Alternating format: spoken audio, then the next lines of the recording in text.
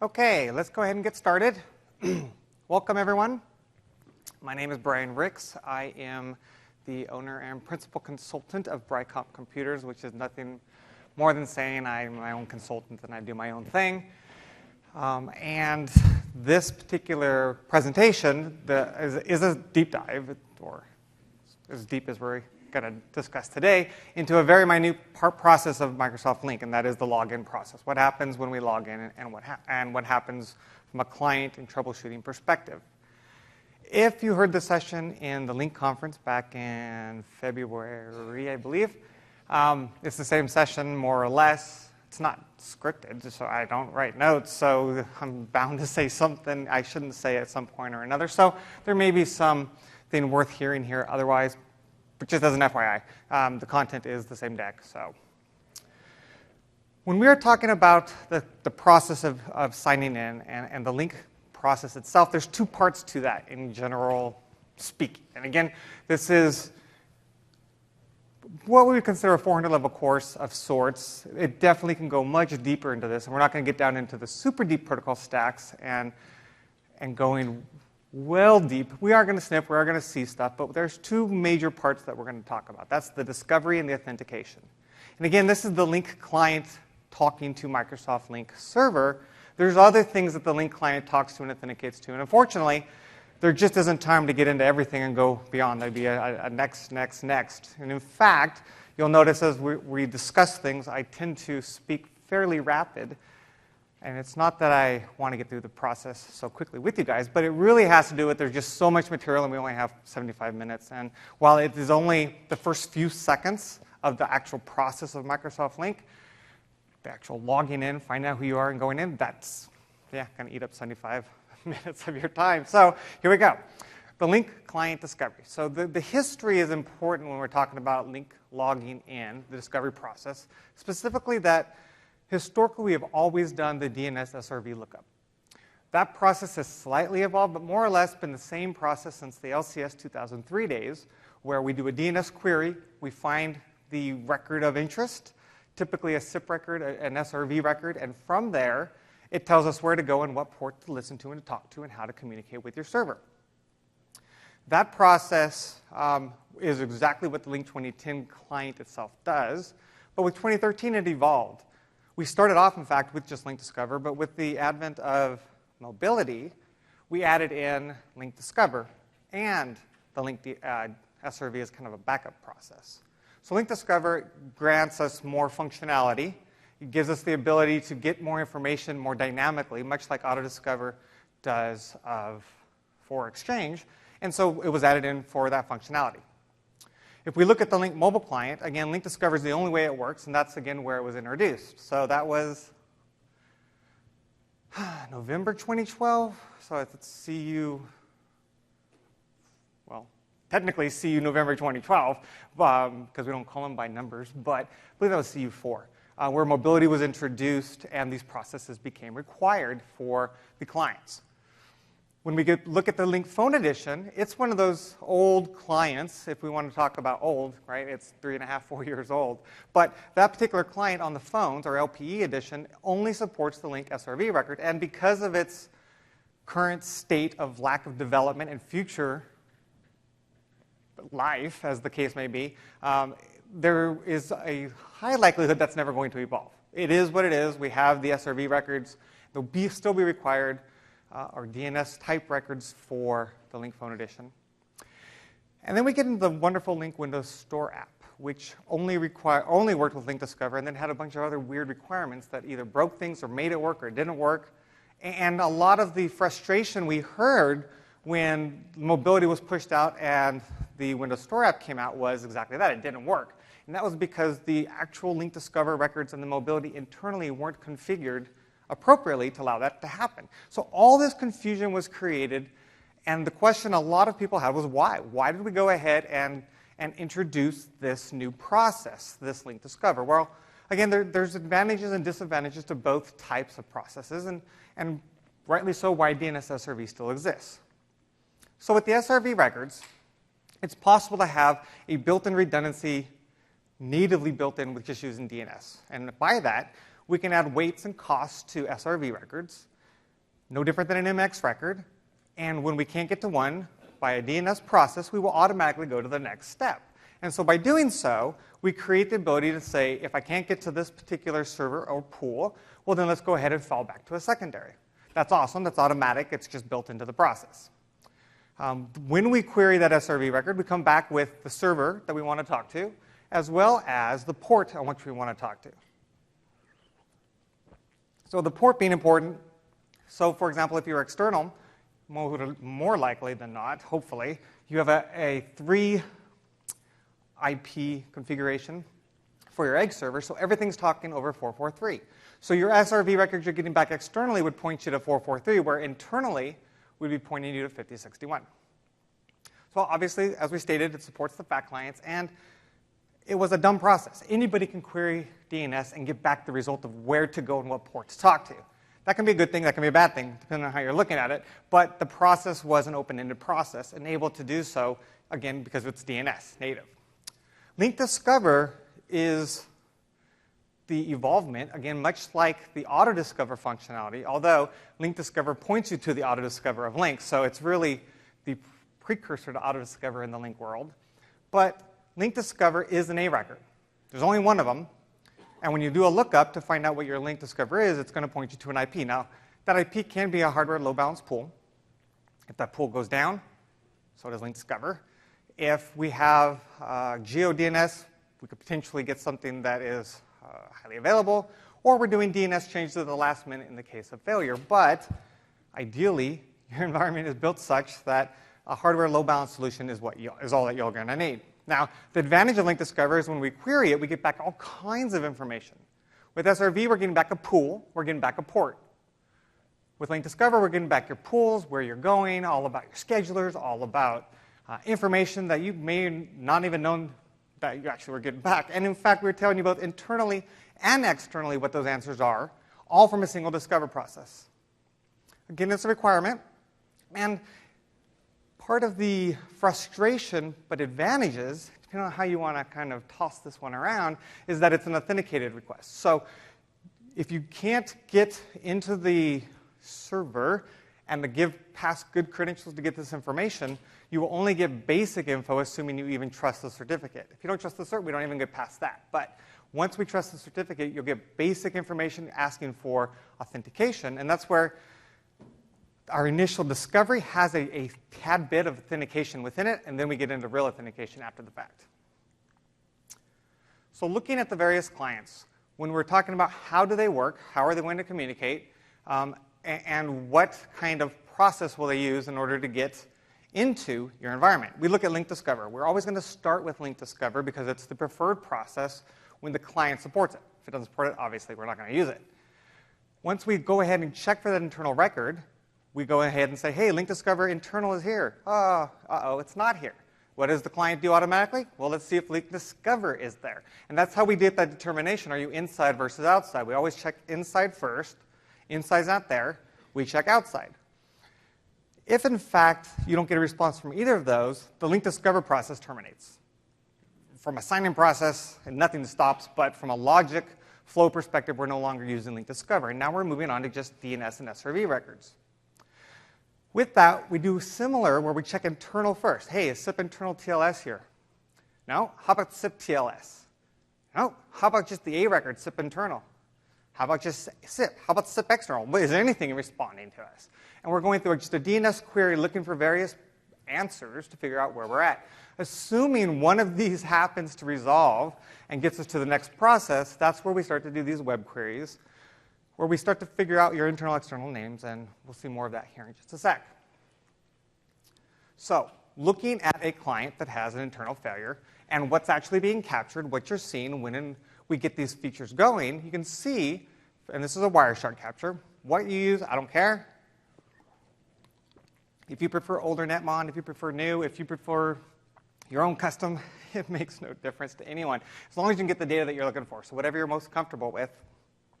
This happens to be Wireshark. So what I did was queried on the client, which we'll do here shortly, and say, just show me DNS records.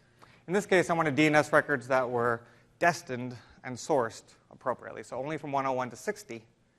And I can see I look for Lync Discover, then Lync Discover's internals, then Lync Discovers. Now, in my lab environment, unfortunately, and you'll see it in low-end configurations, that DNS can be a little time-sensitive in that it gets impatient. So it asks for something, and if it doesn't immediately get a response, it goes again. It hasn't timed out its initial DNS request or response, but it keeps going. In the event it gets back an answer that's an older one that's newer than older, it figures out the logic there, but it does start to get this process going. Then we look for SRV records, and then we just go to straight old A records looking for stuff. And it's so insistent that it wants to find an answer that in this case, it says, in an example of SIP or in SIP external, how about SIP? Nope. How about SIP? Nope. How about SIP? Nope. It just keeps asking, just to make sure we're not having DNS timeout problems. Is it actually here, and are we going? Once we finally exhaust all of these options, we don't have Lync Discover, we've left that realm, we've gone on to DNS, we can tell at the bottom that we get a nice, pretty, really quite verbose explanation of what the problem is. Problem being, Lync couldn't find a server. Right? It tells you the DNS name in the event that perhaps you typoed your SIP URI when you were typing it in. And then it blames it on DNS. It puts all the issue on, it's not my fault. I tried, DNS didn't tell me anything, so we can't log in.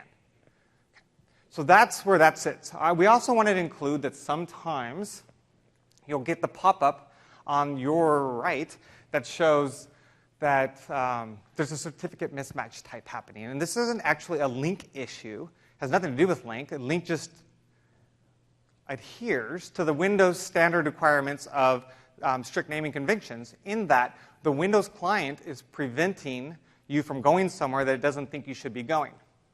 So this can happen when you are traveling somewhere and the people that you are visiting has Lync on premise. That's possible. When you go to log into your client, it gets the DHCP settings because they have those set for their Lync phones.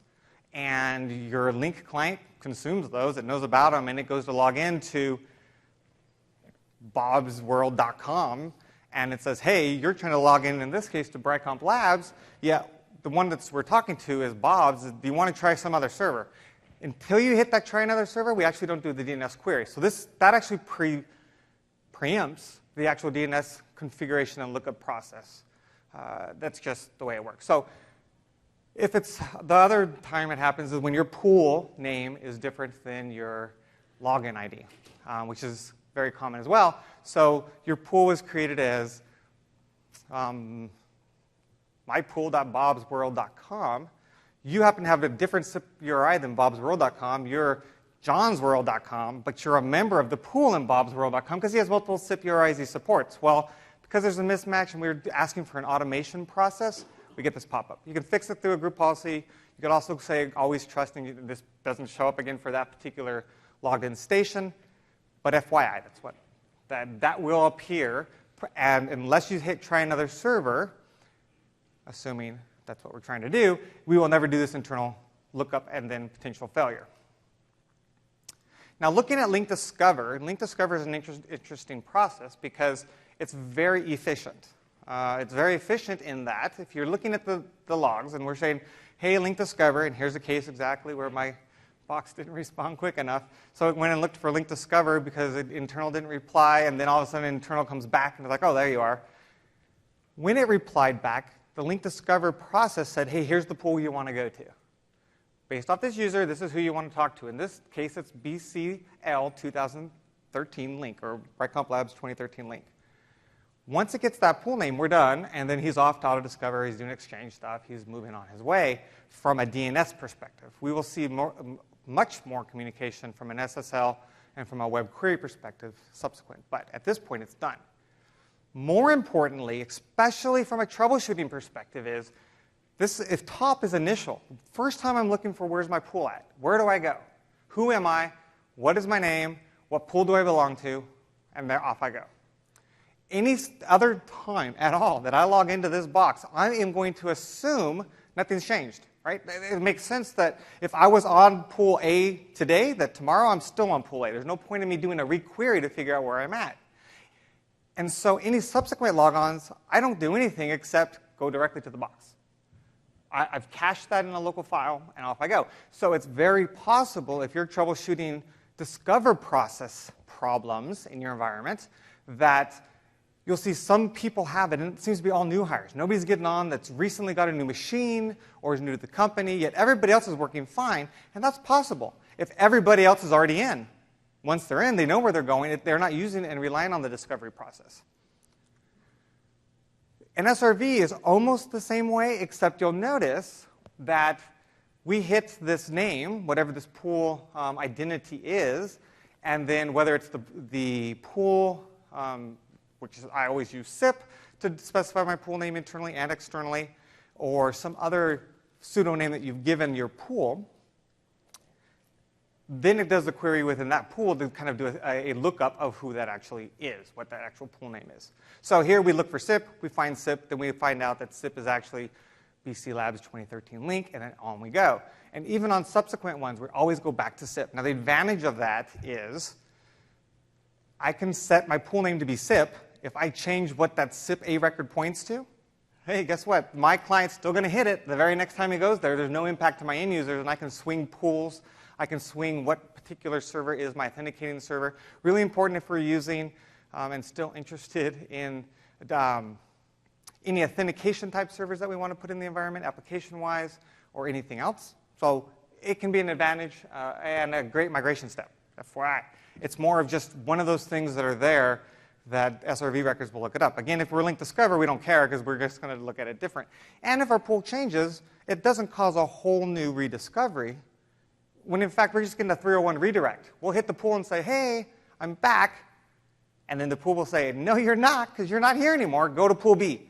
I get that 301 redirect back in my process via SIP login. I update my cache to say, oh, all right, well, fine. Be that way. I'll go to B. And next time I'm going to go to B until B tells me, no, I'm not there, to go somewhere else. So it's important from a troubleshooting to know that, in fact, we're only doing this web service DNS query discovery type process on the initial login, on that initial computer for that initial profile. Right? Everybody that logs into that computer is going to have to do this discovery process. If, in fact, we do this discovery process once for the box that you're logged in at, we've already done it. We don't need to worry about it again. Once we get back where we're going, whether it be via Lync Discover, excuse me, or whether it be via SRV, we have to kind of figure out beyond what's the next world out there. Lync Discover helps us do that much quicker and easier in that we return information that is much more verbose. So when we do a Lync Discover, and in this case we show Lync Discover internal, we can see on the bottom snippet that we give a little bit of information about where to go, what your domain is, how things work, where your internal, external, various types of information are for auto-discover.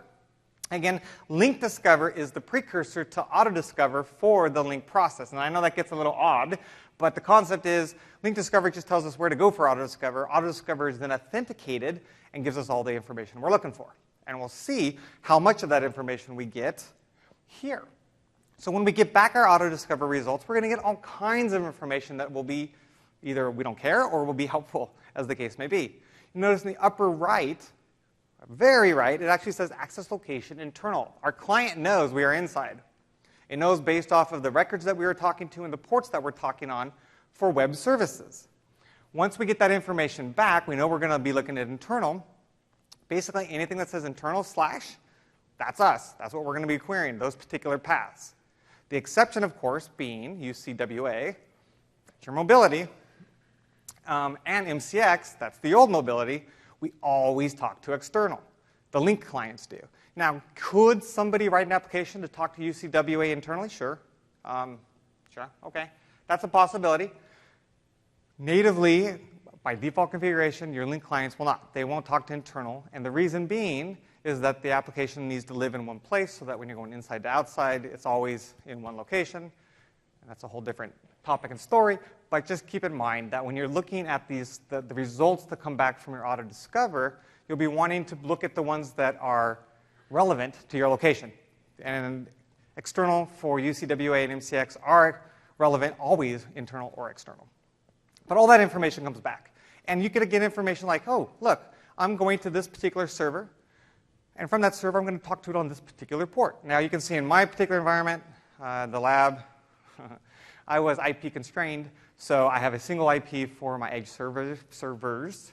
So 5061 happens to be my access port inside and outside. But in an ideal, typical world, we would have 5061 inside, 443 outside.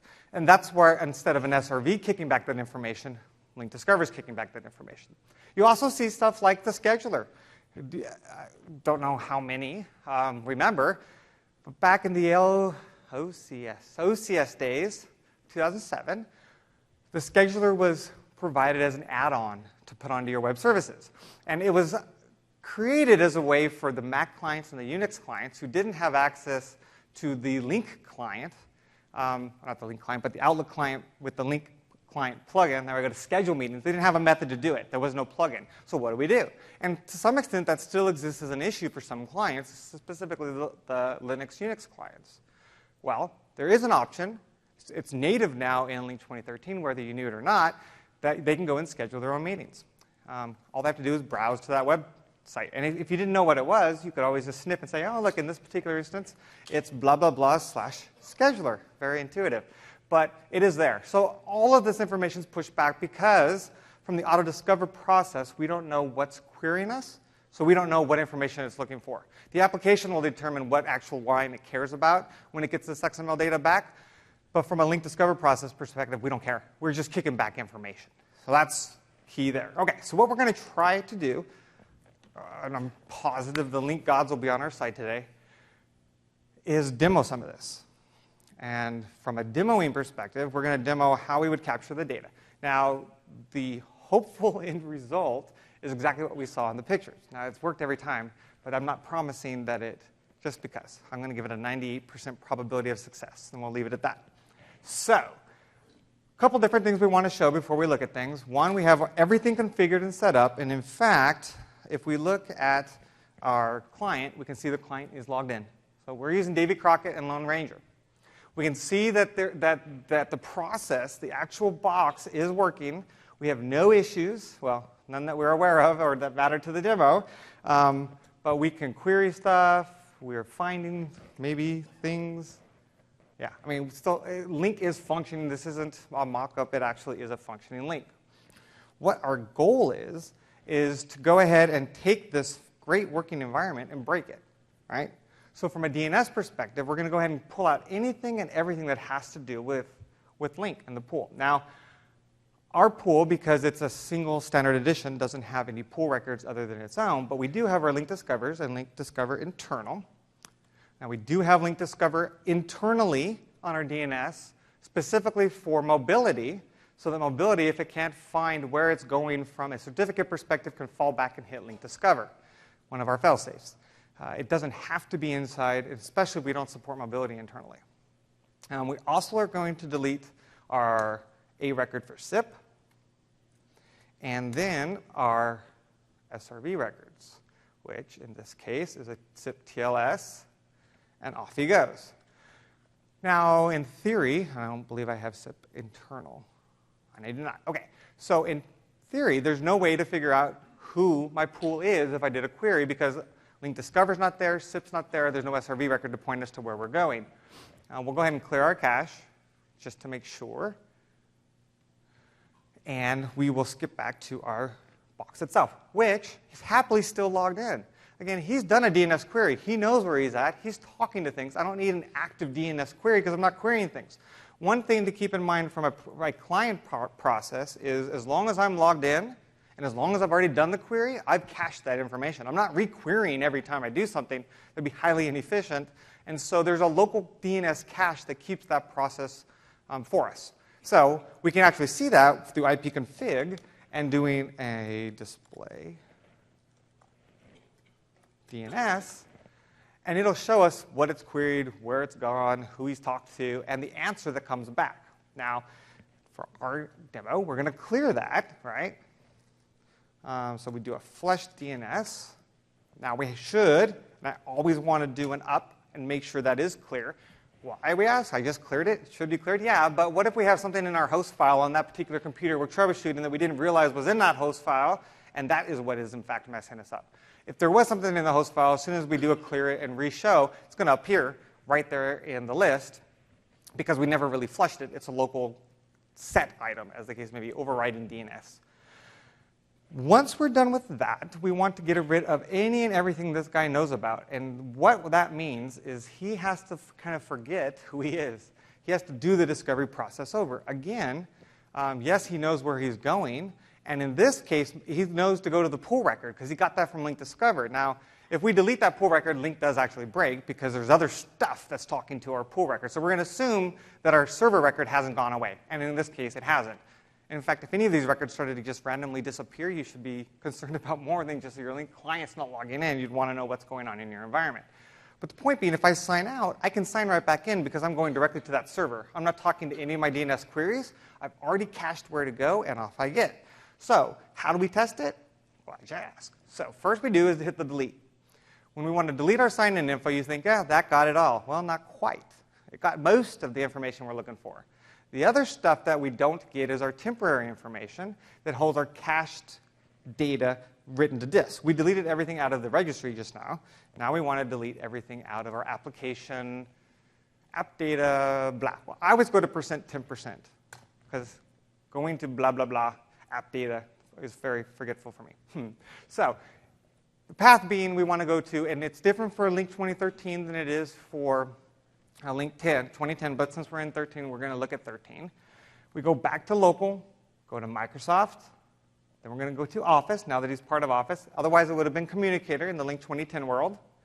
Then we go to version 15, because that's where we're at. And then we'll notice, under Lync, the actual SIP URIs for anyone that's ever logged into this machine, under this profile. Because obviously, we're looking at, in this case, Davy Crockett's profile, app data, local, blah, blah, blah. So I delete it. And deleting it is not an issue. We'll rebuild it. What you lose when you delete this particular file is, did I not? I did not. And you need to be out of Lync completely, not just signed out. Let me exit him. OK. What you lose are any customizations and things that you've downloaded. So if you use the address book file download to your environment, which some people still do, even though the recommendation is to do web search only, but if you are a survivable branch location, you need your address book file. Any pictures you've cached or downloaded, any custom locations you've created, that's what's in this folder. So is it completely a major loss? Not really. Is it an annoying loss? Potentially. But that's OK. We're going to delete it because this is what we do on a lab box. OK. Now we're going to go ahead and launch, assuming we come up, Lync 2013. And when we do, it's going to have to do that whole process over. First, we're going to kind of see what happens when we do this, and we get that exact error. Sorry, I don't know where to go. It's a stopping point for it. If we were to come up, prior to logging in or creating any kind of records, any kind of tools on this machine, if we were troubleshooting it, we could simply come over here and do an ipconfig display DNS and say, what did you look for and what didn't you find? And you'll notice, doesn't exist, doesn't exist, doesn't exist. The domain controller is there because we're querying him for DNS and for domain functions. But you'll notice SIP internal, SIP_TLS, Lync Discover, SIP, all the various records we went through, it's going to query for, and it doesn't get an answer back. It's also possible that you got an answer back, and it's the wrong answer. If that's the case, you would see it here as well. And hopefully, that would be where we could start this quick fix troubleshooting step. If that's the case, great. We're good to go. Now, let's say we want to go a step further, and we want to actually see what it is that is happening in the log. Well, we'll go ahead and start, at this case, Wireshark. And we're going to start a trace on this particular NIC, and it's going to start showing everything that's coming back. Now, we only want to see DNS records, so I'm going to come here and, 1, show them, and then 2, filter on stuff. Filtering, obviously, is exactly what it says. When you filter, you remove extraneous data, hopefully. Now, obviously, this is DNS in general, so anything that queries DNS is going to come up here. In fact, when you launch Lync, the client, you'll notice it talks to Office. It talks to various things. It's going out and making DNS queries. In fact, you would be surprised at how many times your Windows machine kind of pings home to various Bing and other things that you didn't necessarily mean or know that it was doing in the background. And there you go. It's going and doing queries off and on. In this case, it's talking to the domain controller and doing a re-query of the DC. Now, when I go ahead and try this login again, I've cleared my local cache. If I hadn't, this wouldn't have done anything for me. It would have already assumed we didn't have the record. It knows it's not there. It doesn't re-query DNS again. If it already has a does not exist answer. We have to flush our DNS. And when we go to log in, there we get all the, let's go look for stuff. And as we look for stuff, we get all the responses back, and no such name, no such name, no such name. So exactly what we expected to happen happened. If we don't have DNS, things don't work. Okay, that's great. Now, what if it was as simple as we only had the SIP record? So as you remember, I said we will fail, and you'll look and see we do look for just sip.domain name. And where do we get this domain name from? Well, if you look at your URI, so this is dc@brightcomplabs.com. I look at the @ sign, everything to the right of it, that's what I'm querying. I'm doing a DNS query, putting a SIP in front of it, and asking for that. That's the automated way for me to look for things. So I'm going to go ahead and make just one record here, and this is going to be SIP. So it meets the requirements of doing an SRV lookup or a DNS lookup. We call it an SRV, but really it's just a DNS query. And it's going to assume whenever we do just an A record lookup of something of just SIP that it's on 5061. If that's not the case, we're not going to get there. We don't try 443 as a backup. Okay? So we're looking for the obvious when things don't work. Lync does everything it can to get you in, and it will make some assumptions, but only ones that are safe. So if it's not something that it's not a domain you own, we're not going to go there. If it's not, it's only pulling part of your SIP URI as you've written it. Well, also, as a, when I talk down, it gets loud. When, oh, this is 100. When we make our records, as a reminder, we need these to be A records. Why? Especially from those that come from the security DNS background and from the Unix world. CNAME seems to be the way you'd want it to go. One change, it updates and reflects on everyone. That's because of the inherent security of Lync. Right? Lync is secure by default. We only allow A records to tell us where things are that are using TLS and MTLS. The idea would be if it was a man-in-the-middle of attack, if someone could inject a CNAME record or redirect us to the wrong location, we would get back a record response that was not the record we were looking for, which can happen with CNAMEs, and we don't trust those records. Just inherently, it's not going to work. There are some CNAME records that you can, in fact, use. Majority of those, or all of those, are and deal with web services and IIS. IIS doesn't have so much security built in, and so we just let things flow. I will say that when I'm in deployments, at least 9% of the time, I always request everything, even my IIS web service records, to be A records, so there's no confusion from the end users, from typically the group that's making these records. Just make everything A. There's only 3 or 4 that would be CNAME anyway. The other 80, if we're having a big development of a site, are all A, so just be happy. So in this case, we are going to go to, and I'm 99% sure it's 70, but we will make sure Lync is 70. OK, and we add that record in. Yay. Now that we have a SIP record, we should, in theory, right, be able to just go ahead and log in to this Windows 8 machine because, let's clear this, because it can make a query to something. It's not getting Lync Discover. It's not getting back a lot of information, but it's getting back enough information. And so something as simple as just having an A record for SIP. That also means you don't need to, and you can't, in a host file put your SRV records, but you could put an A record for SIP. You could also, as a great troubleshooting tip, hard code it. Hard code it into the client. And if you tell it to go somewhere, that's going to tell you if it's the back-end server. It's something to do with name resolution and discovery, the process we're trying to troubleshoot here. So I'm going to flush my DNS. And I'm going to come back to my client, and I'm going to go ahead and say, well, just try it again. And when I do, he logs in. One record that's there. And that was all done via the SRV record, a process. And in this case, it was just an A record for SIP, because we look for it by default. So that's all that typically is required, but again, not the best kind of process that we want. Now, what about when we do Lync Discover, right? That's what we keep saying is the end-all, be-all, and where, in theory, everything will kind of migrate to. There's a large reason you want to use Lync Discover and why it became the process that it is today. One of the biggest reasons for that is its information that we get back. It's so important because it's user-specific. It's not just a generic DNS record. So what does that mean? I'm on the outside, and I am logging in. I've got a Lync pool in EMEA. I've got a Lync pool in North America, and I've got a Lync pool in APAC. My particular user happens to be in APAC. I'm traveling to North America. It doesn't really matter where I'm at, because when I do a query for Lync Discover, remember that's one record, that points me to my North America pool, because that's where our headquarters is at. When Lync Discover comes back with its answer, however, it will say, hey, you're in EMEA. Go talk to those edge servers. Don't talk to me here. And off the traffic goes directly to where it should be going, because it knows where your client's located at. It doesn't care where the query came from. And that's significantly different and more efficient than what we had from a Lync 2010 world and a Lync 2013 without Lync Discover. So we want to use Lync Discover whenever we can, and there's a good chance and a probability that every piece of future communication will happen through there. So the big one today that we're kind of stuck with, well, technically two, but federation. When we do Lync federation, we do a _ SIP federation TLS. That's just one of those RFCs that kind of just sit there. That's how it's written. That's what we do. And for backwards compatibility, that's how it's going to be for some time.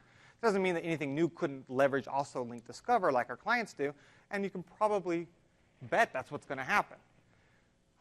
One of the issues is it may not be exactly Lync Discover, and because, again, it's authenticated, whereas DNS is unauthenticated. So we run into some of the, that's why it's not already here, right? There are some kind of interesting challenges that need to be overcome in order for this to work.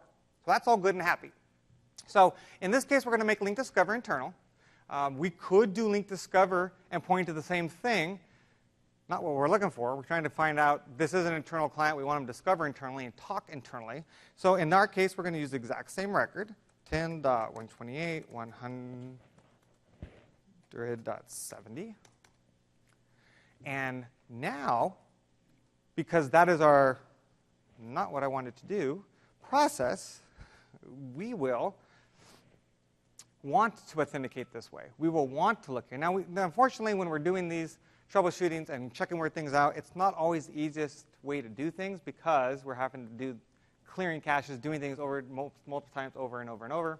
But that's the way it goes. So here we are with Lync once again. And even though we had the answer before of SIP, we've deleted it. So again, he doesn't know where he's going. And even if he had known SIP, he would have just done a query for SIP, but doesn't necessarily given us our Lync Discover information. And that's what we want to see. Now, with Lync Discover, we're going to get back all kinds of info. So let's do a couple of different queries here. So one will be our Wireshark to see where things are going. The other will be Fiddler. I don't know how many of you are familiar with Fiddler. Anybody in here? OK. So Fiddler, for those that don't know, is a great tool that interjects itself or has the potential to interject itself into any SSL traffic. Awesome. Also into any HTTP traffic. It also means we're going to see everything this box is doing over 80 and 443, more or less. But if we have a quiet box like this, it won't be too bad. The way that it injects itself into SSL and the way that it gives us any real advantage and where it comes into play is that it uses its own self-signed certificate and kind of intercepts any messages, decrypts them, and then re-encrypts and makes it all nice and pretty so we can see what the messages were prior to them going to and from the host location. That's awesome. That means anything that's in our secure communications with the Lync server, we can see. We can see exactly what's going on. Now, would you want this installed by default on all your user machines? Definitely not. Would you want it on your servers? Probably not. And if you did, it would be temporary. You're putting in certificates and injecting the flow and changing how things work, and it's not necessarily a great thing for long-term sustainability. But assuming that we have it configured to do so, to allow this interjection, then once we go ahead and log in with this client, we will get all kinds of information. Hey, there's Windows search going off. Yay. OK, so here we go with him logging in. We want to validate that, in fact, he used Lync Discover.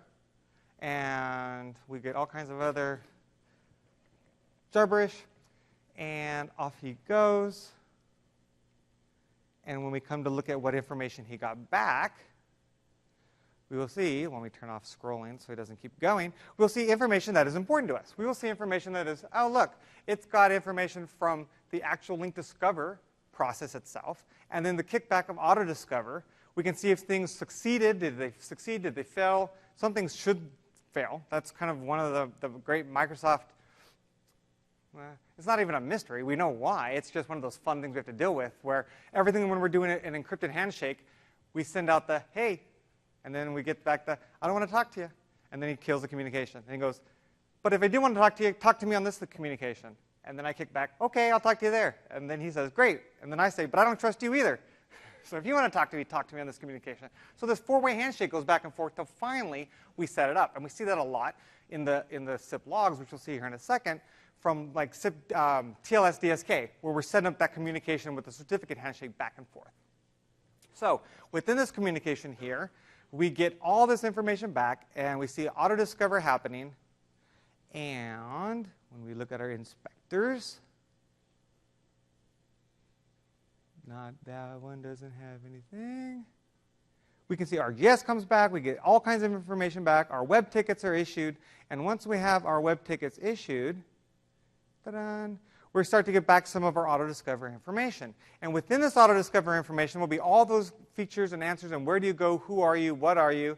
And then you're going to see a lot of kickings around of EWS. And then it'll fail and work and fail and work and fail and work. And that's EWS. It's just how he works. If you have all fails, that's probably a bad sign. It means something's not working the way you'd want. But using that tool like Fiddler would allow us to see what responses are kicking back to us when we're doing our actual query. That query is important because we can see where things are going, what requests are being made. Is it something that we're actually looking for or not looking for? When we're looking at whether the server is going, we can actually go to those URLs and see, is it an actual URL that's valid? If not, maybe it's a typo when we were setting up the topology. All this stuff is generated automatically based off Topology Builder and what we've set up our communication to be. It's not hard to typo things, especially when you have some really odd names. Even my own are not the most normal. But as we go down the list, we can see information's coming, what am I getting, what am I not getting, and eventually, based off that information, is it something that I want? So again, there's a web ticket saying you're not authorized or don't have permission. Then I'll kick back and say, well, let me try it again with my authorization. And then he'll kick it back and say, yep, you have authorization, and then you get a web ticket. So that whole process is captured and capable of being captured via Fiddler and decrypted so we can see what communication and XML traffic comes back and forth. That's the important part there. OK. Finally, like we stated, anytime we are doing a simple and we don't want to go in and look to see what in fact is the record that we're making, what is the tool that we want to look at, what is it that we have, we can always come here and we can just go ahead and enter the information. And if I look, here's a great example of I typoed something wrong. Because when I look for Lync Discover internal, I don't get a record back, which is why, as I was searching through my records, I did not see anything that gave me back my XML I was looking for. So quickly, since we're stuck on time, we are curious to see what we created. Done. Lync. Typos kill you every time. So great example of when we're testing stuff and things aren't working. While things seem to work, SIP figured it out for us. I guess one other way would be to delete everything but the potential way you want to get in. I guess that would work as well. But Lync Discover internal. Yes, no. 10.128.100.70. OK. And then back to our client, who is happily just doesn't know what's going on. And yeah. He keeps saying, I know where we went. We just went there. Why do I have to keep doing this over and over? Yeah, well, tough. All right. And finally, again, reflush for good measure. Clear our results for easy seeing. And let's see what happens this time.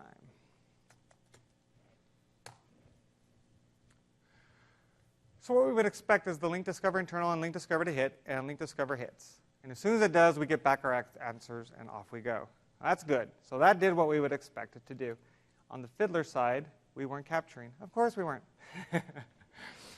And so how have we been capturing? We would have seen the information that was in the previous screenshots, which is the point. We're gonna find out exactly what is coming back to us, what the server is responding, and if in fact that information is not what we expect, if when we look at this in our Fiddler trace, which is exactly what it'll look like, because that's what the screenshot's from, we'll say, ah, that's the problem. And so that's where some of this initial discovery happens.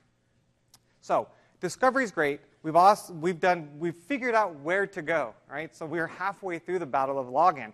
Now, when we're thinking about this is milliseconds of time on a real PC, and maybe an actual second or two on a slow PC that has running 20 different VMs.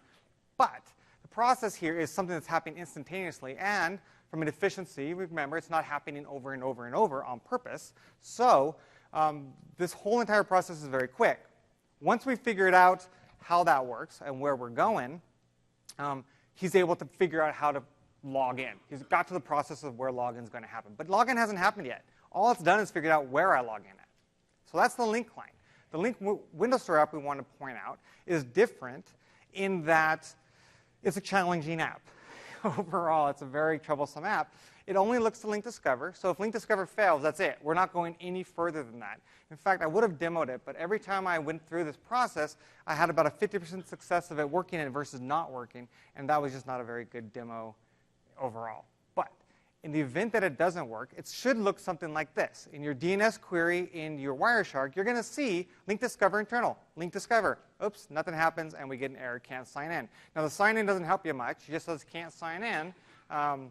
Maybe you're not compatible. Maybe you don't work. Maybe DNS doesn't work. I don't know. It doesn't work. And so this goes back to where when we first got the Metro client, people complained quite a bit. It just didn't work. And what didn't work could have been a lot of different things. But in this case, it's because it didn't find any of its internal records that it was looking for. However, when it works, it looks just like a normal FAT client would look. We do the discover. Once we hit discover, we find our pool, we log in, and we're done. And any subsequent logins is exactly like the FAT client too. Quickly, immediately goes. I will say that once you log into a computer on a profile, so you've logged in as yourself on that PC, you've logged into the Lync web app store client, it's a good possibility you won't be able to log into it with any other user in the environment ever because unlike the FAT client where we can go and delete that profile directory, we can clean stuff out, when things don't work right or they have worked and they've already been logged in as a particular user, 60% of the time you can't switch it. It's tattooed in there and it's stuck. It's just, in fact, joking about it the other day with a Microsoft PM, and their response was, well, you just uninstall, reinstall the Windows Store app. That's how you fix it. Like, okay, that's great. That's not really a fix. You're actually uninstalling, redeploying everything. So unfortunately, that's how it works. It's one of those clients that it finds out who it is, and then if it fails, it's kind of an internal failure, and it's forever. But not always. And so where that logic rule ends and begins is very hard to say. Okay. So that was just quickly on the web store app, just to give it our little razz. But off to authentication. Once we've figured out where we're going, now we have to actually be authorized to log into the server. So it may not be a problem with the discovery that we're having when we're logging in. It could be a problem with authentication. So both need to be looked at.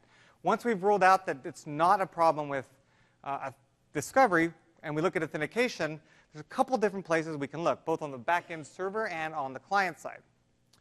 And when we're looking at how a Lync client logs in, that has logged in, a basic SIP, as we see here in this screenshot, is kind of messy. And in fact, when you have a large corporation, when you have thousands and thousands of users logging in at 8 o'clock in the morning, if you were to go ahead and do a capture then and look for red in Snooper, you would see a lot of red all the time just because of our normal handshake authentication process. We log in, we say no, they retry, they say okay, but no to you, and again they go back and forth 4 times, and finally, hey, we're in. So our registration actually happens. So here, when we're seeing TLS DSK happening, it's expected to do this. We're expected to fail 4 times before we get in. Again, this is just when you're logging in, but it does make the process a little misleading when we're looking for problems. It may look like, oh my gosh, nothing's getting in, everything's unauthorized. It has nothing to do with unauthorized, it's I don't trust you yet.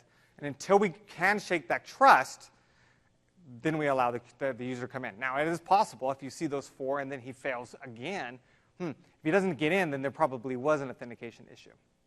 On the right, we have this tree, which shows basically the same thing that Snooper shows on the left. And in fact, it was generated by the current version of Snooper. But it's more of a preference of how you want to look at the particular trace you're looking at. So what kind of issues do we run into? What kind of problems could there be once we get past discovery? Well, One of the biggest is somebody doesn't type their name right. That happens all the time, right? Well, not usually if we're internal to the domain, but if you have a PC that's not internal to your domain, or they're using the Metro client or the Windows Store app client, then there's a good probability that they have to type it's not going to be automatically there. And when that happens, they can type something in incorrectly. They could either not know their name or they could just fat finger it. Certain just failures. It's also possible that the user goes to log in, but they're not provisioned for Lync. They don't have the right for Lync. Okay, so there's just end-user oops on the first issues. The second ones, we have problems with passwords. Now, passwords are an interesting issue to show because, in general, we use TLS DSK once our Lync clients log in. For those who don't know, that's an authentication mechanism where the Lync server hands out a certificate. Right? It's handing out a cert to the client computer or machine or device that says, hey, for 6 months, I trust you. So when you come to talk to me, show me your cert. We get that 4-way handshake, and you're in. I don't care if your AD account is enabled. I don't care if it has to be there, because otherwise your Lync account wouldn't be there. But it doesn't have to be. It could have an expired password. It could be a bad password and locked out. It could be completely disabled. I don't care. If I've got the certificate, I'm going to get in. That sounds good. That sounds bad. The reasoning being that if Active Directory is down, we still want you to be able to get to your phone. That's good. That just means operationally, you need to make sure when you disable a user in Active Directory, you also disable them in Microsoft Lync. It's 2 separate processes. It's not one and the same. So it is possible, however, that there is a failure of AD if they have not got that certificate yet. So that will show up. It's also possible someone's trying to brute force attack, hack your system, and you'll see all these login attempts. Again, not as common, and some of that goes away, especially with Lync Discover, from a Lync client perspective, which we'll see here. But yeah. Then the last one's the private certificate. This is very common when we're talking about devices on our internal network that are trying to log in. And we don't have a Lync Discover record. We only have Lync Discover internal. So when they hit that Lync Discover internal, what's the certificate that they're going to hit? What web services site are they going to hit? More than likely, it's a private internal CA that you've deployed for your Lync users. All your machines trust it. That's not a problem. It's also not going to be a problem for any machines that have manually imported that certificate. But if they don't have that RIS certificate and intermediates trusted within their store, they can't get past. They kind of just get stuck at that process of trying to figure out who they are. That holds true as well for the certificate on the pool, especially for fat clients. Now, and we'll see here in a second, when we look at other types of clients, such as mobility, well, mobility doesn't really directly talk to the pool via SIP. It does it all through UCWA, so it kind of does things different. So let's look here at a bad SIP URI, right?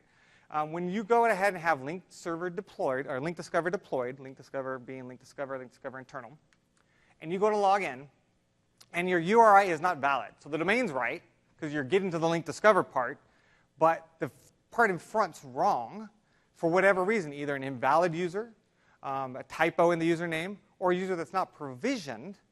When that happens, then we do the query for Lync Discover, just like we saw in Discovery. But Lync Discover is going to go and look at Lync and say, oh, that's not valid. That user doesn't even exist. And that process stops. You never talk. Okay, so technically you're talking to web services, so you're talking to the Lync server. But you're never really talking to the Lync server over SIP. You never get that far. And so when you go to capture these logs of somebody logging and failing to log in, when you have Lync Discover deployed, it should be very likely you won't see that traffic if you were to do something like OCS Logger and Snooper, or if you were to do CSCLS logging, because it never reaches the server to capture that information. Okay?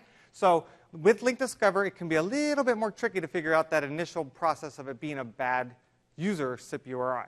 However, you can capture that, and you would see that in the client logs if you ask them for that. So next.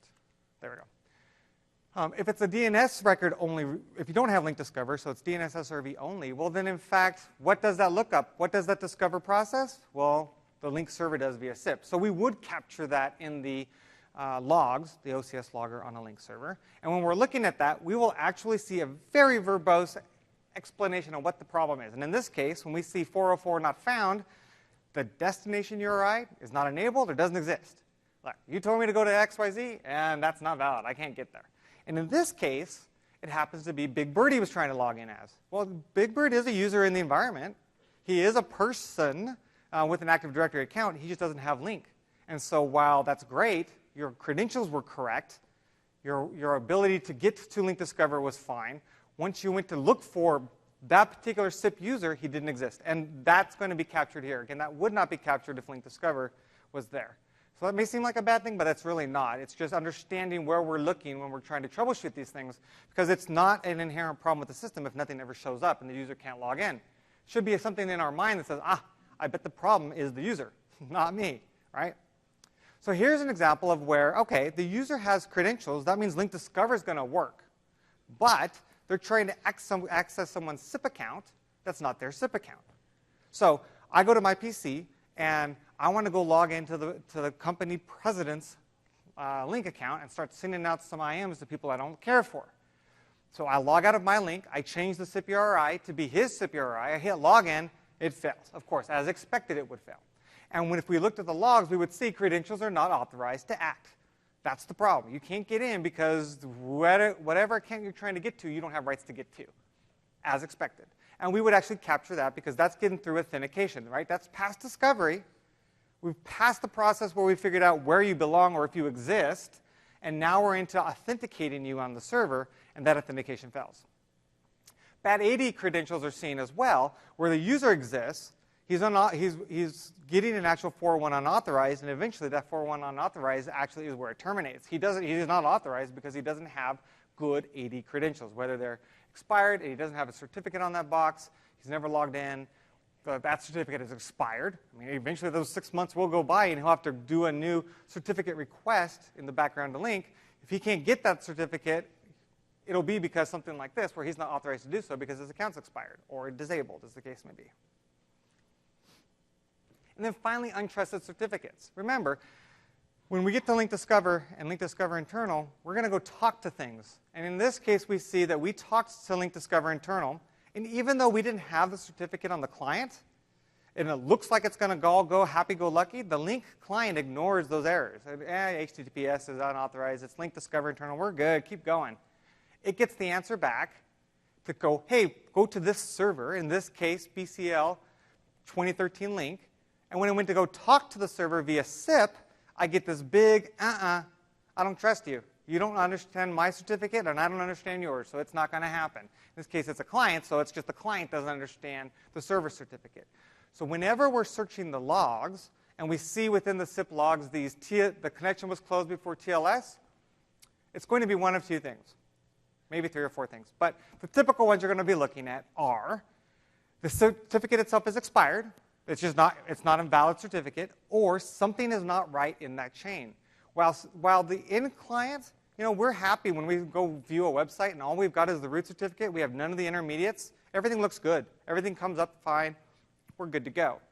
With TLS and MTLS, that's not the case. We have to have the entire trusted certificate path in order for things to work. So it's quite possible that we don't trust the certificate path. It may be a valid certificate on the server, but if we don't trust that certificate because we don't trust on our local machine his roots and his intermediates, things aren't going to work the way we would expect them to work.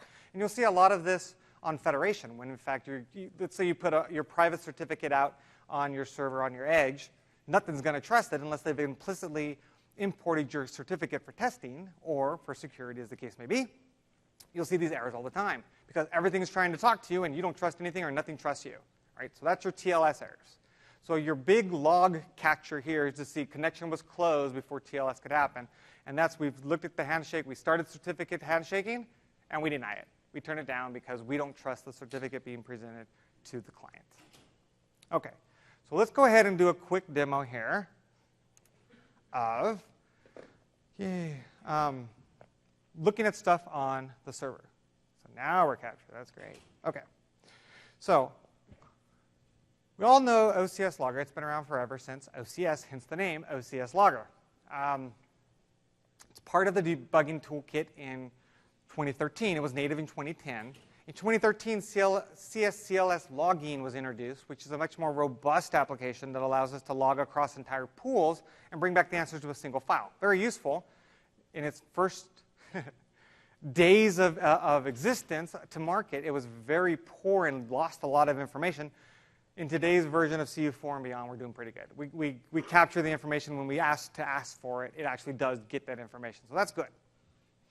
However, just in general, when we're looking at things and we're trying to troubleshoot logging in issues, the more than likely thing we'll be capturing on is SIP-stack. SIP-stack is everything that has to do with the SIP process of discovery if we're doing SRV, and then the authentication, and then future communications with the Lync client, right? So that's what we're going to want to be looking at. Whenever we're logging, we select whatever we want. For those that don't know, even when you're logging and it's started, you can uncheck and check things as you're going. You don't need to stop. It just kind of adds that on as you're going. It's dynamic. But we do want SIP-stack. We do want the level to be all. Always better to have too much information. No, not always. 90% of the time, it's better to have too much information than it is not to have it. If it's way too much because you're in an environment of 50,000 people and it's a live pool and everybody's on it, then we may be wanting to filter things back and put in particular filter options of users and SIP URIs and try to pull it back. Keep in mind, the more we filter through logging, when it's on a live server, we are impacting, we're eating up computer cycles and memory on that box to do this logging. So we want to be as, I guess, nice as we potentially can. It's also when we go to snoop it, right? If we capture this 5 terabyte file and we decide, now we're going to go ahead and look for something in it, and we open up Snooper with it, Snooper's having to consume CPU cycles and memory to churn that file and look at it. And it's not uncommon if it's too big, you can exhaust your memory on that box, and more processes and memory will be going to Snooper than to the guy trying to make a call, and that's never a good thing. So keep that in mind when we're doing troubleshooting as well. It may be things where, unfortunately, we're capturing data and then we're looking at it later, or we're capturing data and then moving it off and looking at it somewhere else. The other key that we want beyond level is our flags. We don't need to check all the flags to say all flags. We can just click all flags. That means all flags, like it says. So whatever we happen to be on, if we wanted to get that information, simply check all flags and all. That's going to get us the information we want. So we have our SIP-stack. We have our all level. We have our flags. The other thing that you may or may not do is increase your size. Obviously, if it's a big environment, that could roll really quick. Yeah. The last would be your log file folder. In my environment, I only have a C drive, but ideally you have at least a D. Or if you had an actual server that had a temp drive for capturing this information because you just had all kinds of spindles and disks to lay around, well, then why not? Point it to that so that you're logging to a directory that's not going to be consuming resources for Lync. Once I get this information going, I can go ahead and click Start Logging. Now, in this environment, nothing's happening, so that's great. We're not actually logging anything. And you'll know you're getting stuff because bytes written to disk should be going up if, in fact, we're capturing data. Now, what we want to show is a simple login with a user, and it will be using Lync Discover, and it won't reach this particular user. We won't log it. It won't actually show up here. And when we look at, let's go to our Windows 7 box. We go to the Lone Ranger, and he wants to log in as Big Bird because he's feeling special today. All right? And as we saw, Big Bird doesn't even exist. Well, we didn't say, but I'm telling you, he doesn't exist in the Lync environment. There's only 2 people provisioned, Lone Ranger and David Crockett. So when Big Bird goes to log in, and I go to access this account, it's going to ask me for a password. This could be a valid password. It could not be. If I know Big Bird's password, great. It really doesn't matter at this point because I'm going to go and ask for credentials. Password 1 and new. And he attempts to sign in, and he can't sign in, right? Either there's something wrong with your address, same thing that we saw before. And when we look at the Lync server, while we're logging other stuff, it will never have been that, assuming Lync Discover was there, which he should be. I'm pretty sure I made my record back. This could be a really bad demo, or it could be the flip of it, but we'll see.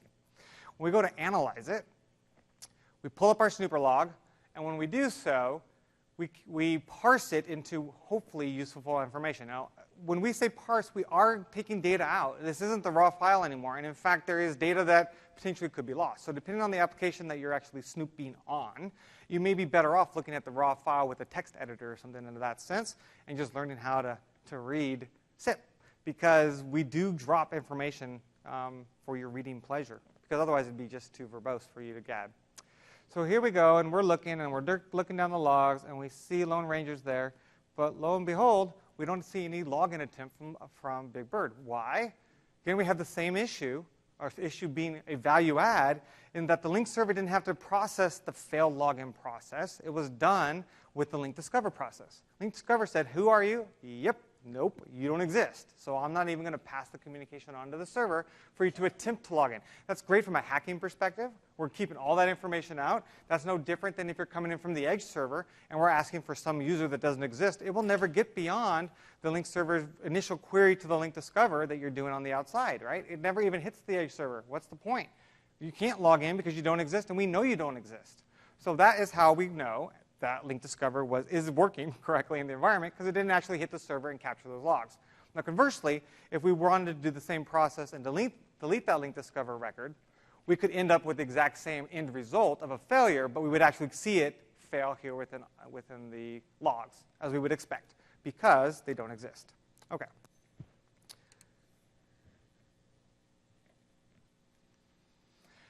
Now, mobility. Now, mobility is a fun, in air quotes, fun thing to troubleshoot when things aren't working correctly. Yes, it can be extremely difficult to troubleshoot. We don't have the tools we have on the desktop client. We don't have the ability to throw on our Wireshark and capture what's going on. We don't have any real good way to capture at a packet level what it's doing short of the logs on the client. In Microsoft's intimate wisdom, they decided that they would not log equally across the entire platform. So a great example would be the Windows mobile phone. Now, that should be the best one out there. When you capture and log on that device, if you decide to click send, go ahead and send it. It sends it as a quote-unquote JPEG, right, that you rename. Typically, there's nothing in it, or it's almost lost all of its information. And that's because the process destroys the data that you captured. So you actually have to USB tether it, grab it off the phone, and then edit it that way, and then you'll have better information. Why? I don't know. Then there's the Android client. Depending on the make, model, year, time of day, you're going to get different results from every Android model out there. It's just never the same. You never know what you're going to get. The only one that gives us a true indication of kind of a real world it's going to happen the same over and over and over, and we can count on it, ironically enough, is the iOS models. Now, with iOS, what do? Do you just keep one around? That's what I do. I mean, I do use a Windows Phone daily, but I do keep my iPads, and when I'm doing an implementation, I test with the iPhone or an iPad. In this case, and in a good way, it is the most aggressive of all the clients as well from a testing perspective. So if it works, the others are going to work. That's just how it goes. The iOS is very kind of persnickety about how things work. It's either going to be perfect or it's not. So that's a great thing. How do we show that here within this environment? We don't very well, because this is not a great way to demo things. But we do want to talk about how it works and how that process, how you would look at that information. So of course, mobility, Lync Discover, that's all we've got. We look for the internal records just like any other client. Then we go to, when that fails, to external. If that fails, sorry, we're not going to get in. Remember, UCWA, which is what the mobility client for 2013 runs on, only looks at the external websites. So when we're doing a query, when we're trying to log in, even if we're on the internal network, we're talking about the names that are on the outside network. So if we can't resolve those correctly, things are going to fail, which we'll see here in a second. That's the most common. If you've got a pool name on the outside and it's been set to something like meetings, which is what I always use, meetings.domain.com. When I go to log in, if I can't resolve meetings, well, I'm dead. Even though it's on the inside. What does it point to? Glad you asked. That's going to be pointing to your reverse proxy. Now, that's an interesting term, because reverse proxy can mean a lot of different things. And this is where mobility may very well work internally and fail externally. Or wait. Work externally and fail internally. Because in the olden days, prior to these requirements, it was not uncommon that small deployments of Lync would have a single standard edition server. On their firewall, they would do a simple port address translation, or a PAT, that said anything coming in to meet or to dial in, send it, that's coming in on 443, send it to 4443. Done. I'm now hitting the external process. I don't need a hardware load balancer. I don't need a TeamG reverse proxy. I don't need anything. It just comes right in. That works great when you're on the outside, because I have something translating my port to make me get on the external side. However, internally what happens? I can't hairpin on 99.9% of firewalls. I can't actually hit the firewall out and come right back in it. It's not going to be allowed to happen. That's what a reverse proxy does for us, or a hardware load balancer would do for us as well. It allows us to hit the port and then reverse the proxy, right? Reverse it right back around to Lync, but on a different port. So while you're communicating on 443 from a client, you're actually talking to the server on 4443. Okay, so that's our inherent problem with mobility, and where we didn't have it in previous lives of the MCX world when we were on the outside, but we did when we were on the internal network. So Lync and UCWA has the exact same problem, and that's where we get. It's very hard to get away from some kind of reverse proxy if you want the entire end-to-end solution of Lync inside and outside, mobility inside and outside. So how does this all work? Well, if we're capturing and we go ahead and click the logs on your iPad or iPhone or whatever other mobility device you want to capture, we're going to start logging locally to that machine. Interesting quick tip for the iOS world. When we click send the logs via mail, it's only using the the Apple Mail client, mail as in M-A-I-L, client, on the device. So if you're using OWA, for instance, for the Mac, and that's how you're accessing all your Lync, you haven't actually configured the mail client, well, guess what? It's not going to work. When you go to send it, nothing to send, and you don't even have an option to send because it doesn't have any way to send it. So keep that in mind. You may need to set up an account just for this purpose. But when we go to click collect, we turn it on. Once we turn it on, then we start the login process. When we go to send the logs, we don't want to stop and then start it, because every time we start it, we kind of flush these things out and get things over. So we just want to be logging and then go ahead and send our logs to us. When we get this beautiful log back, we get to open up our text editor, Notepad, or whatever else we want to look at and start looking at stuff. So here we captured some snippets from the Apple log, and hopefully it will give you some direction on how you could potentially be troubleshooting this thing in the future. So first we see we're looking for Lync Discover internal. All right, we start there. The Lync client is going to, as we saw with all of our other clients, when we talk Lync Discover, we do internal, then we do external. So we talk to Lync Discover internal, and when we do, we find little bits of information back initially in that XML report coming back from the web header, because that's all we're doing is sending a web query out, right? So we get back in the header, hey, you happen to be going to 2013 Lync. Then I get a post for a web service ticket. Just like the fact client, I have to go get my web ticket. So when I go and request my web ticket, I post my request, and assuming that everything works well from an authentication perspective, it comes back, and I get that ticket. And then I move on to auto-discover. So you'll notice the whole process is extremely logical and very familiar, because it's no different from when we're looking at the fact client using Lync Discover. Lync Discover is the process, it's client independent, right? We don't care which client's using it. So when we're looking at it, we're coming back with we're going to make our request. If there's a typo here, we should be able to see that that's not what we're trying to go to, and that could be our issue. And then, like on the fact client again, we're going to get back all this information. Now it's color-coded, and it's pretty, because it's the way that the Apple client decided to do it. But we should get the same information back. Again, it's going to say internal, but don't be fooled. You're still talking to UCWA external. And then we go ahead and try to get to meetings, because that is our name. Now let's back up one and look. When we look at our external UCWA, what does it say we're going to? Meetings.brightcomplabs.com. Even though we're inside, we're going to be querying and talking to meetings.brightcomplabs.com. So again, even though we're inside, we're talking to the outside name. What happens if we don't have that DNS name? We get an error. Now this is where it gets a little tricky. There's a bunch of error codes. They all start with E that are in these mobility clients. E1-1-1, E2-1-1, E3-1. One's the severity. One of the digits happens to be the classification. Is it transport? Is it communication? One of them has to be the actual error code. Say, well, that's not so bad. I mean, it's logical, right? We can go figure that out. Well, the complexity comes in is they're not publicly available for you to know. So while you get your error codes back, you don't necessarily know what these error codes are or what they mean. So you have to do some self-deciphering to kind of figure it out. And unfortunately, that's just the way it goes. In this particular one, it is actually saying, hey, there's a connection error, and the connection error is I don't have a DNS entry. It's unable to find. It's error in info returned. And that's basically where you kind of just deduce things. In your troubleshooting state, you'd want to kind of log these things in your, hey, let me go look for E2 dash and then see what comes up. And that's exactly what I do. Your E connection errors are going to be DNS errors. They're going to be problems getting things. It could also be that DNS just failed on this machine, or whatever DNS he's using isn't the DNS that he should be using. Okay? Another very common one that we see is E225. E225 is, okay, you told us where to go. That's all good and happy, but I can't get to where it is you told me to go. That's some kind of transport error. So while, yes, it's a great idea that you want me to go to meetings, when I went to meetings, it was either the wrong IP, or it didn't exist correctly, or was down, or something's not right. So maybe if you have a reverse proxy, it's the reverse proxy's down.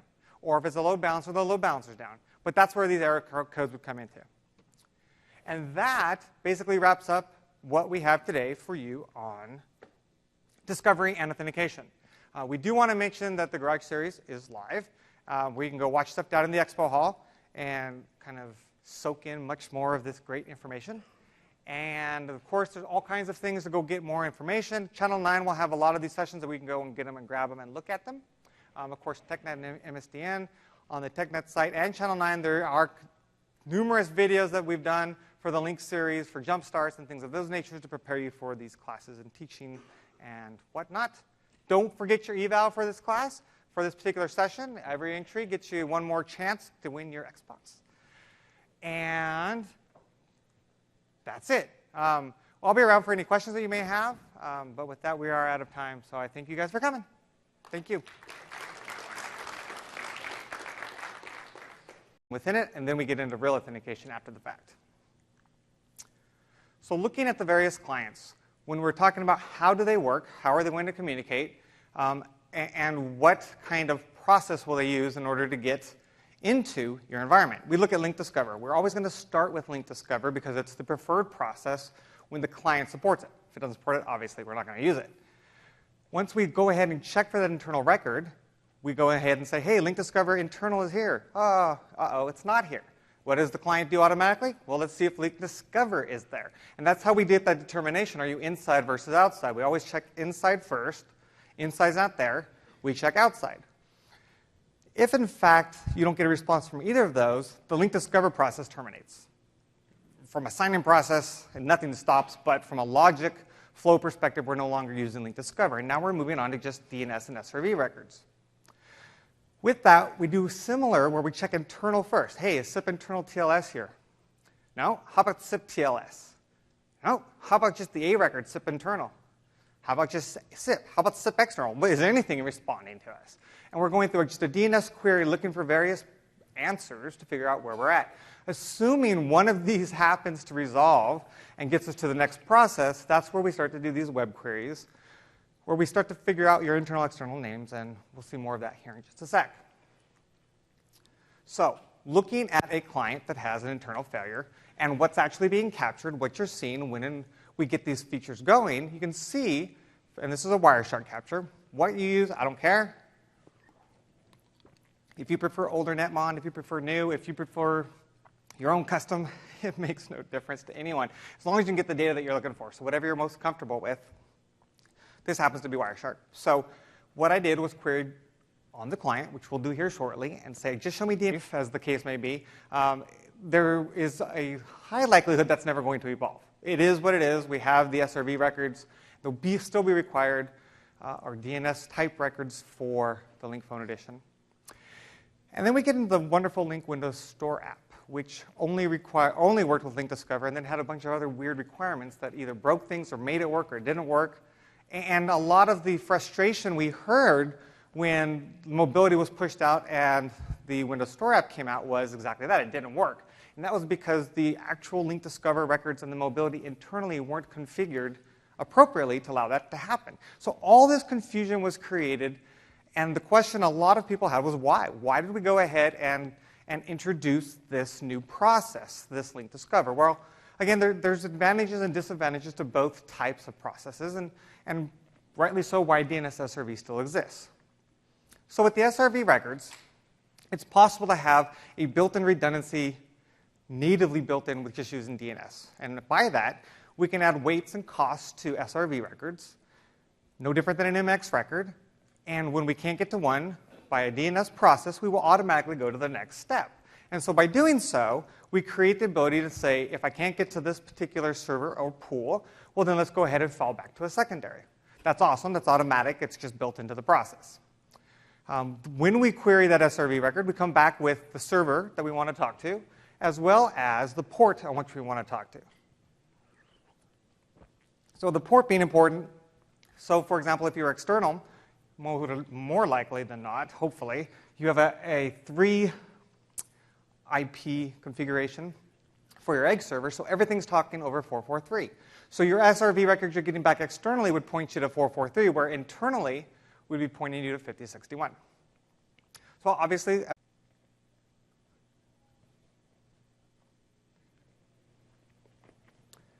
okay, let's go ahead and get started. Welcome, everyone. My name is Brian Ricks. I am the owner and principal consultant of Brycomp Computers, which is nothing more than saying I'm my own consultant and I do my own thing. And this particular presentation is a deep dive, or as deep as we're going to discuss today, into a very minute process of Microsoft Lync, and that is the login process. What happens when we log in, and what happens from a client and troubleshooting perspective. If you heard the session in the Lync conference back in February, I believe, it's the same session, more or less. It's not scripted, so I don't write notes, so I'm bound to say something I shouldn't say at some point or another. So there may be something worth hearing here otherwise, but just as an FYI, the content is the same deck. So when we are talking about the process of signing in and the Lync process itself, there's 2 parts to that in general speaking. And again, this is what we would consider a 400-level course of sorts. It definitely can go much deeper into this, and we're not going to get down into the super deep protocol stacks and going well deep. We are going to snip, we are going to see stuff, but there's 2 major parts that we're going to talk about. That's the discovery and the authentication. And again, this is the Lync client talking to Microsoft Lync Server. There's other things that the Lync client talks to and authenticates to, and unfortunately, there just isn't time to get into everything and go beyond. There'd be a next. And in fact, you'll notice as we discuss things, I tend to speak fairly rapid. And it's not that I want to get through the process so quickly with you guys, but it really has to do with there's just so much material and we only have 75 minutes. And while it is only, as we stated, it supports the fact clients, and it was a dumb process. Anybody can query DNS and get back the result of where to go and what port to talk to. That can be a good thing, that can be a bad thing, depending on how you're looking at it. But the process was an open-ended process and able to do so, again, because it's DNS native. Lync Discover is the evolvement, again, much like the auto-discover functionality, although Lync Discover points you to the auto-discover of Lync, so it's really the precursor to auto-discover in the Lync world. But Lync Discover is an A record. There's only one of them. And when you do a lookup to find out what your Lync Discover is, it's going to point you to an IP. Now, that IP can be a hardware load balance pool. If that pool goes down, so does Lync Discover. If we have GeoDNS, we could potentially get something that is highly available, or we're doing DNS changes at the last minute in the case of failure. But ideally, your environment is built such that a hardware load balance solution is all that you're going to need. Now, the advantage of Lync Discover is when we query it, we get back all kinds of information. With SRV, we're getting back a pool, we're getting back a port. With Lync Discover, we're getting back your pools, where you're going, all about your schedulers, all about information that you may not even known that you actually were getting back. And in fact, we're telling you both internally and externally what those answers are, all from a single discover process. Again, it's a requirement. And part of the frustration, but advantages, depending on how you want to kind of toss this one around, is that it's an authenticated request. So if you can't get into the server and to give past good credentials to get this information, you will only get basic info, assuming you even trust the certificate. If you don't trust the cert, we don't even get past that. But once we trust the certificate, you'll get basic information asking for authentication, and that's where our initial discovery has a tad bit of authentication. The first few seconds of the actual process of Microsoft Lync, the actual logging in, finding out who you are and going in, that's, going to eat up 75 minutes of your time. So here we go. The Lync client discovery. So the history is important when we're talking about Lync logging in, the discovery process. Specifically that historically we have always done the DNS SRV lookup. That process has slightly evolved, but more or less been the same process since the LCS 2003 days, where we do a DNS query, we find the record of interest, typically a SIP record, an SRV record, and from there, it tells us where to go and what port to listen to and to talk to and how to communicate with your server. That process is exactly what the Lync 2010 client itself does, but with 2013 it evolved. We started off, in fact, with just Lync Discover, but with the advent of mobility, we added in Lync Discover and the Lync SRV as kind of a backup process. So Lync Discover grants us more functionality. It gives us the ability to get more information more dynamically, much like AutoDiscover does for Exchange. And so it was added in for that functionality. If we look at the Lync mobile client, again, Lync Discover is the only way it works, and that's, again, where it was introduced. So that was November 2012. So it's CU, well, technically CU November 2012, because we don't call them by numbers, but I believe that was CU4, where mobility was introduced and these processes became required for the clients. When we look at the Lync Phone Edition, it's one of those old clients, if we want to talk about old, right? It's 3.5, 4 years old. But that particular client on the phones, or LPE edition, only supports the Lync SRV record. And because of its current state of lack of development and future life,